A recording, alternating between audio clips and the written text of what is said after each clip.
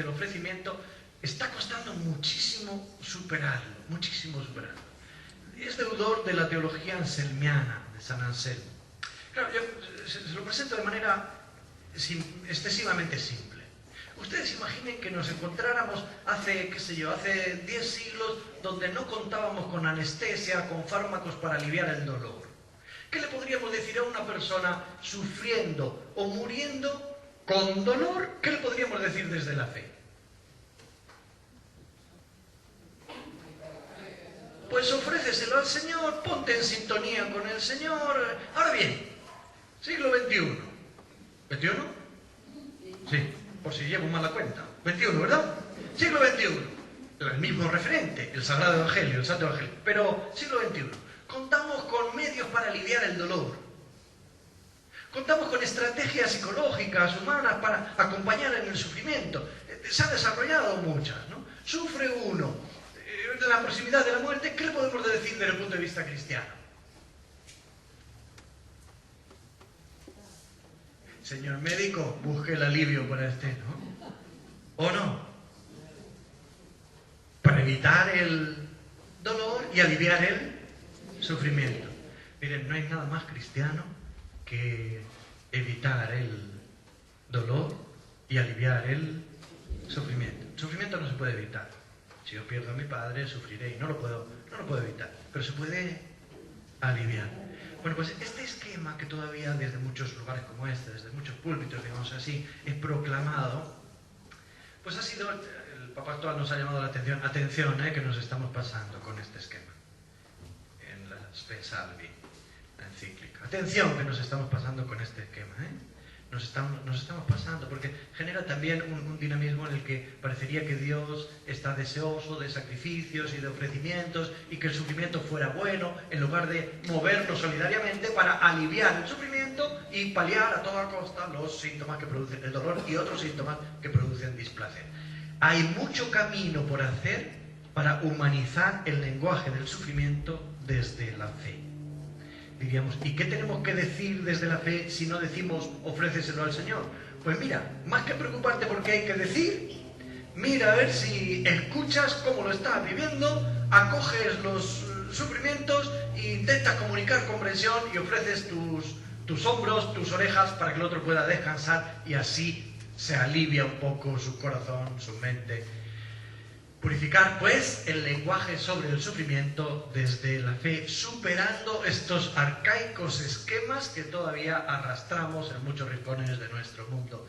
Si al abandonarlos nos quedamos sin nada, tendremos siempre como modelo a Jesús, que Él no nos propone estas dinámicas, no nos las propone, sino más bien cuando se encuentra ante el sufrimiento ajeno, se convierte en terapeuta. En terapeuta de la voluntad, preguntando, ¿pero tú quieres curarte?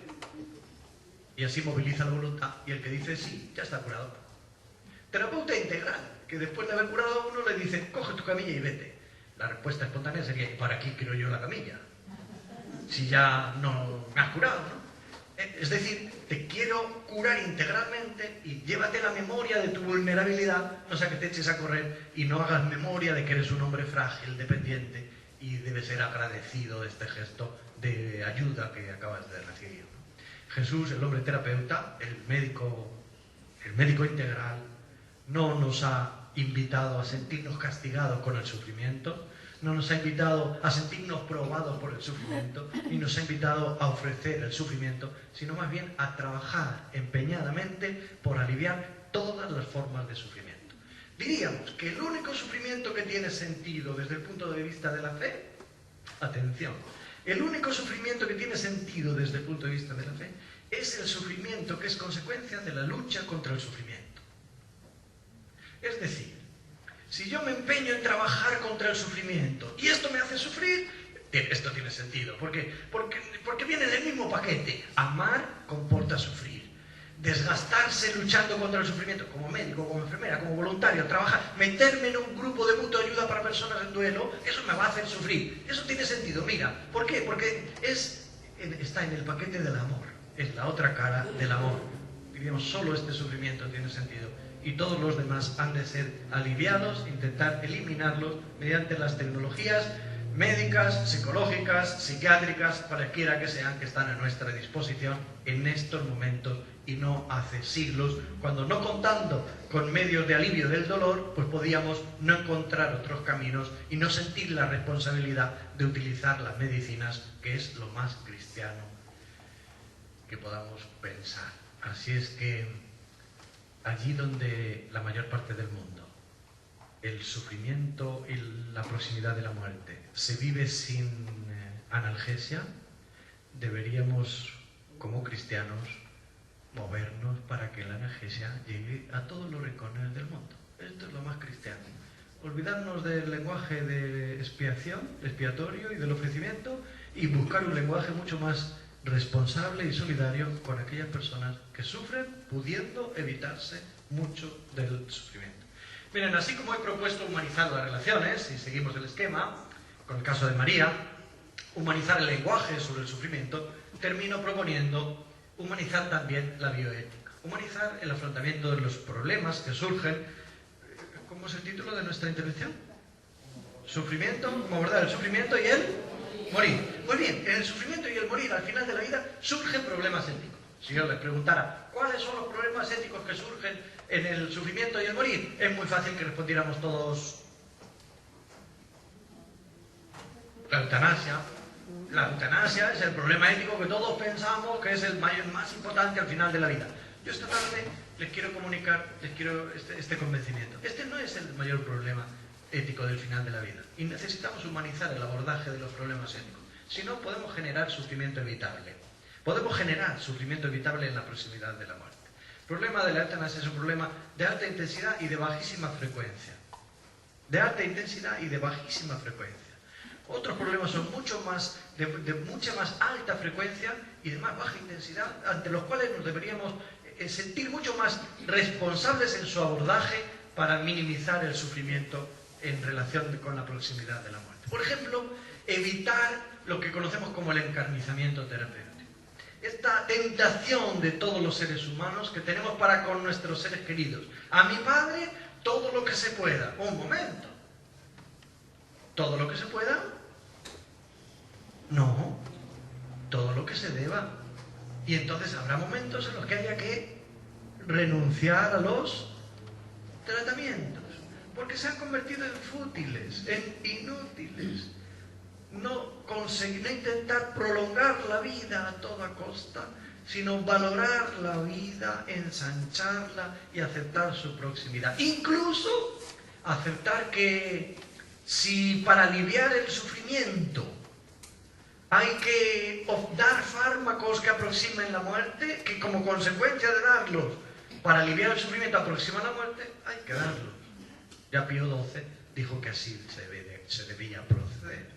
O bien, si para aliviar el sufrimiento que genera la proximidad de la muerte hay que sedar a la persona, pues no pidamos lo que no toca. No pidamos héroes donde toca, sedamos a la persona. Sedar significa la dormimos, dicho, ¿no? Sobre todo cuando no controlamos los síntomas, pues son síntomas refractarios. Es decir, no responden a otros tratamientos que podrían aliviar el síntoma, el sufrimiento. Como no lo conseguimos, pues dormimos a la persona se muere tranquilamente, dormidita, y fuera sentimientos de culpa, porque no estamos ante un problema ético si esto se maneja pues con consentimiento, con sana relación, con aceptación, con deseo de la propia persona. Estoy proponiendo superar lo que a mi juicio es un problema que yo defino como estrabismo ético.